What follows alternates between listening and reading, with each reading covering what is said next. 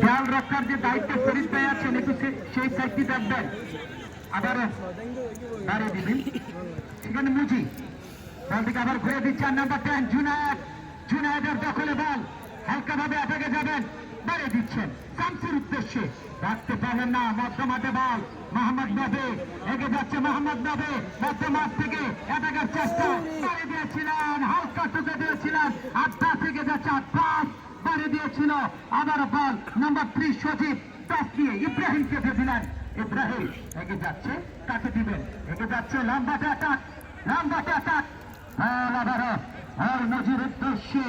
মুজি তিনি কিন্তু বল নিয়ন্ত্রণ নিয়েছিলেন, হালকাভাবে আপনাদের চেষ্টায় শামসে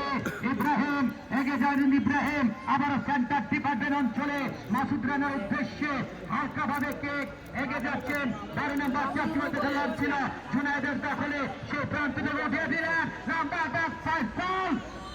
খেলার লাগাম তিনি ধরতে পারেনি, বল চলে গেল হাওয়ায় বেশি, মাঠে রাখছেন আমাদের মাঝে এই ব্যস্ত সময়ের মধ্যে আমাদের প্রধান অতিথি মহোদয় লম্বা সময় দিয়ে যাচ্ছেন, আমি প্রধান অতিথি মহোদয়ের জন্য পুরো মাঠ জুড়ে একটা হাততালি আশা করছি, একটা হাততালি দিবেন। আর আমাদের প্রথম পুরস্কার দাতা জনাব